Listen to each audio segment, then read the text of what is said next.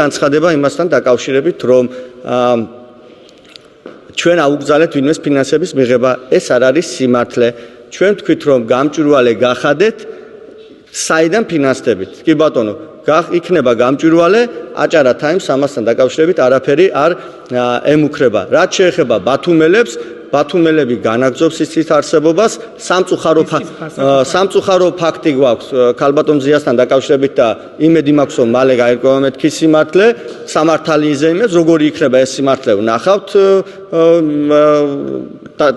გამოვა რაღაც ტიპის შემაჯამებელი გადაწყვეტილება, რაც შეეხება TV25-ს, TV25-ს რომ ფინანსური პრობლემები აქვს, მე არ ამგონია რომ რაიმე ამასთან დაკავშირებით რაიმე პრობლემა სახელმწიფოს მხრიდან მოდიოდეთ, მე პირადად მახსოვს თქვენ მუშაობდით TV25-ში, საინფორმაციო სამსახურის უფროსი იყავით და სწორედ იმის გამო რომ ხელი შეწყობოდა ამ ტელევიზიას, შესაძლებელია დიდად არ მხიბლავდა არც იმ მაყურებლის რაოდენობა არ იყო იმდენი რომ მოსულიყავი, მაგრამ არ აქვს მნიშვნელობა. ერთი კაციც რომ ყოფილიყო, თუნდაც სულხან მესხიძის ინტერესი რომ ყოფილიყო მარტო, თქვენ ვერ მეტყვით რომ თქვენ დამიძახეთ და მოვედი ახლა სახელმწიფოს მხრიდან არ შექმნა და ეს არის ჩვეულებრივად კია ტელევიზია, მაგრამ ბიზნეს ორგანიზაციაა, ნებისმიერი ბიზნესი რომელსაც დაიწყებ, ყველა წარმატებული ვერ გამოდის. რაღაც ალბათ არის მენეჯმენტში პრობლემა, რომ მენეჯმენტში არ არის რეპრესიული კანონები არის პრობლემა.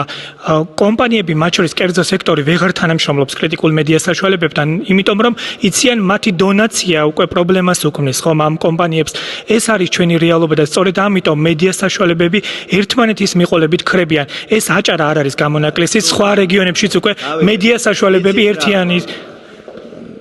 მე მესმის ხელისუფლება საბოლოო ჯამში ყველაფერზე უნდა ქონდეს. ანუ თქვენი პოლიტიკის შედეგად მარტო რჩებით ბატონ დავით.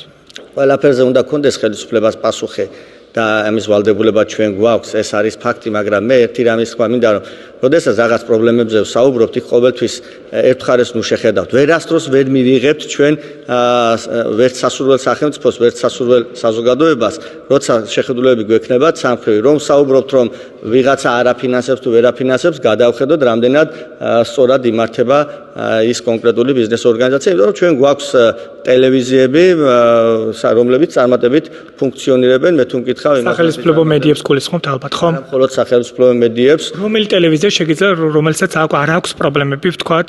პრობლემები ნებისმიერ ბიზნესს, აი ყველაზე წარმატებულ კომპანიას მიაკითხოთ, ეხლა მშენებლობის ბუმია, ავიც სოკოებივით ამოდის სახლები უყურებთ ბათუმში, უამრავი სამშენებლო კომპანია არსებობს და რომ მიხვიდეთ პრობლემები გაქვთ თუ არა, ყველა კომპანია გეტყვის რომ რაღაც ტიპის პრობლემა ყველგან არსებობს. ისე როგორც ყველაზე დალხინებულ ოჯახშიც რაღაც ტიპის პრობლემა არსებობს.